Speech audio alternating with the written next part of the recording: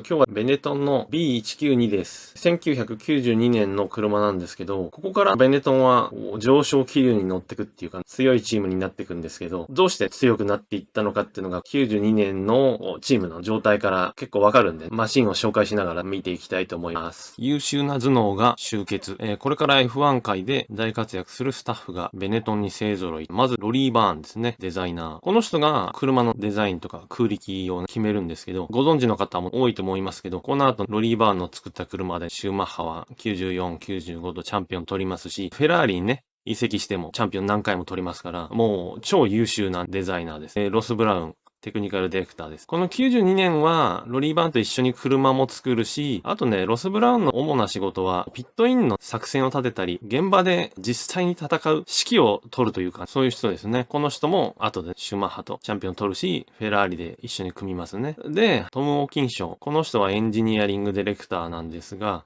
エンジニアリングって技術的なね、肩書きがついてるんですけど、どっちかというと、チームのマネージメント側、実際の戦略とか考えるっていうよりも、チームの運営側に近い立場ですね。でも、この人も後で自分のチームを持つぐらいの人なんで、凄腕の人です。で、フラビオ・ブリアトーレ、マネージングディレクター。F1 で戦ってる現場のベネトンチームの最高責任者はこの人って考えていいと思うんですよ。この人が商業的にも対外的にも代表としているってことですよね。この人も当然やり手で、数年後にリジェを買収したりね、ミナルディも買収したりね、いろんなことやりますね。すごいビジネスマンなんですけど、この人のいいところは、技術者側に変な口を挟まないらしいんですね。だからちゃんと任せるとこは任せるってとこがね、この人のいいとこなんでしょうね。そんな豪華メンバーが、92年のベネトンには揃ってるってことなんです。じゃあ、主に車作りのスタッフを見たいんで、まずロス・ブラウンですね。車体作りはロス・ブラウン。この人はベネトンに来る前から F1 の世界にはいたんですが、主に、アローズに行って、その後一回ちょっと F1 を離れるんですね。SWC っていう耐久レースの方で、ジャガーの車を作ってたんですね。そこでチャンピオンになってんですけど、で、ベネトンに招かれたと。そういう感じですね。で、もう一人、空力デザイン。車のコンセプトはこの人が作るんで、ロリー・バーンですね。ベネトンの車は、ロリー・バーンが作ってきたと。1981年から90年。91年、デザイナーにカムバック。91年の途中なんですけど、古くは、ベネトンになる前、トールマンっていうチームの名前だったんですけど、何しろ、もうその時から、だから、10年ぐらいですか、トールマンとベネトンの車を作ってきたのは、ロリー・バーンなんですね。だから、92年は、さっきのロス・ブラウンがいるんですけど、この2人で作ると。だけど、空力の方はロリー・バーンが専門家なんで。でも、90年で91年って一回なんか途切れてますよね。これはね、後で説明しますね。今、優秀なスタッフが集結したベネトンって言ったんですけど、B192 ってハイテク装置何もついてないんですよ。どうしてマニュアルギアプラスパッシブサスって私書いたんですけど、マクラーレンとウィリアムズの特集をした時に、セミオートマだとか、アクティブサスペンションとか、そういう開発の競争してましたって話をしたんですけど、ないんですよ、ハイテクが。優秀な人材がいるのになんでそうなったかってことなんですけど、1989年にフォードの意向で移籍してきたジョン・バーナード。さっきね、ロリー・バーンが一回のベネトンからね、外れてるっていうので、これが原因なんですけど、89年からベネトンはフォードのワークスエンジンを供給してもらってますよ。だから、フォードの意向っていうのが強く働くわけなんですけど、80年代に速い車を作ってきたのがジョン・バーナードって人なんですけど、マクラーレンとかフェラーリで。だから、ビッグネームを呼んできたってことなんですね、フォードが。だからそうなっちゃうと、ずっとベネトンで車作ってたロリー・バーンは、立場がなくなっちゃいますよね。それで、91年、レイナードに移籍しちゃったんですね。レイナード F1 計画っていうのが、だからロリー・バーンがずっと開発してたものが、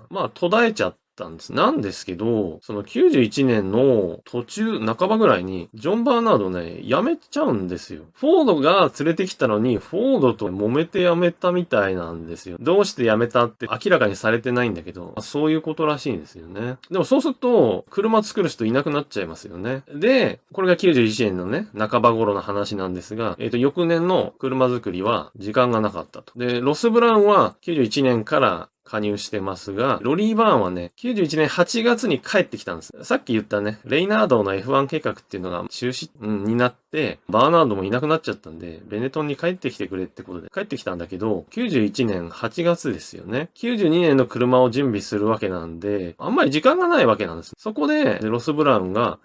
時間がない、シンプルで整備しやすい車に、で、ロリー・バーンもね、そうしましょうと。エアロも扱いやすい車にと。時間がないからシンプルで扱いやすい車ね。安定性をね、求めたっていうか、ハイテクは先送りにせざるを得なかったと。ってことなんです。何か意図があって、アクティブサスを使わなかったとか、セミオートマを使わなかったっていうよりも、こう、急いで車作んなくちゃいけなかったんで、ハイテクもうくっつけてる時間はないと。そういうことだったんです。作った B192 なんですけど、今も言いましたように、空力もメカニズムもシンプルを目指したと。まず、ハイノーズで空気の流れがいいと。サスペンションも普通の2本サスと。で、整備もしやすい車体と。まずね、この B192 ってノーズが高い位置にあるんで、ハイノーズなんで、そこに目が行くんですけど、空力はね、そんな攻めてないらしいんですよ。攻めてないっていうのは、やっぱりシンプルさを目指したんで、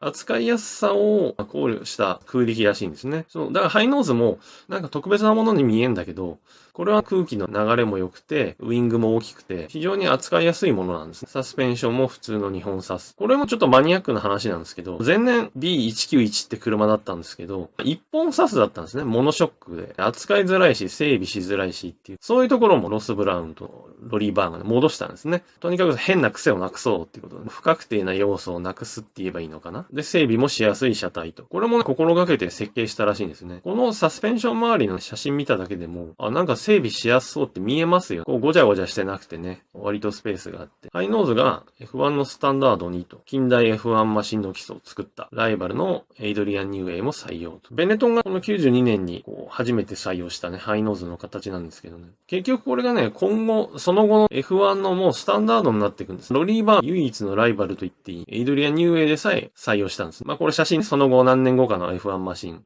いくつか写してますけど、みんなハイノーズですよね。新しい時代を作ったっていうか、これが最も効率がいいエアロンのスタイルだったってことなんでしょうね。ハイノーズだと、その後 F1 でフラッシュテスト、安全性に対する規則が厳しくなって、クラッシュテストもクリアしやすいとか、そういうおまけの要素もあるんですけど、空力の効率が悪かったら誰も使わないんで、非常に効率が良かったってことでしょうね。で、エンジンはフォードの HB-V8 です。これワークスエンジンですね。92年はシリーズ7ですね。約700馬力と。で、扱いやすく信頼性が高いと。低燃費。燃料タンクは200リットルと。V12 も検討していったので、進化はあまりなかった。もう一回説明しますね。700馬力って数字なんですけど、フォードの交渉の発表では、740馬力って書いてあるんですね。でもこれはね、やっぱ、ないだろうとみんな言ってるんですよ。なんでかっつったら、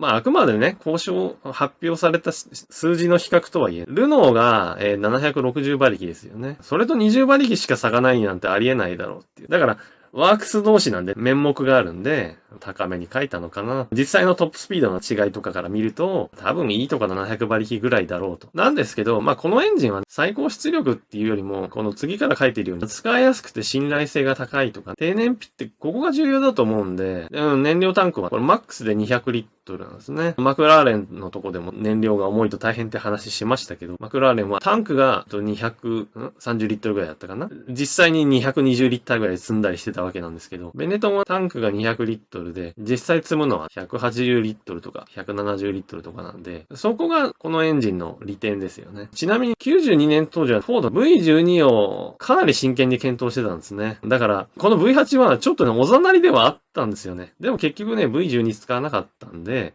92年、93年も HB が活躍するんですけど。で、ドライバーですよね。一人目はもちろんっていうかね、この人です。ミハエル・シューマッハ。セナに挑む若者。で、マーチン・ブランドル。かつてのセナのライバルと。シュマッハのね、紹介は、散々過去の動画でね、やったんで、細かくは言いませんけど、91年にね、デビューして、ベネトンに移籍して、だから2年目。91年の最後の数レース走っただけなんで、92年、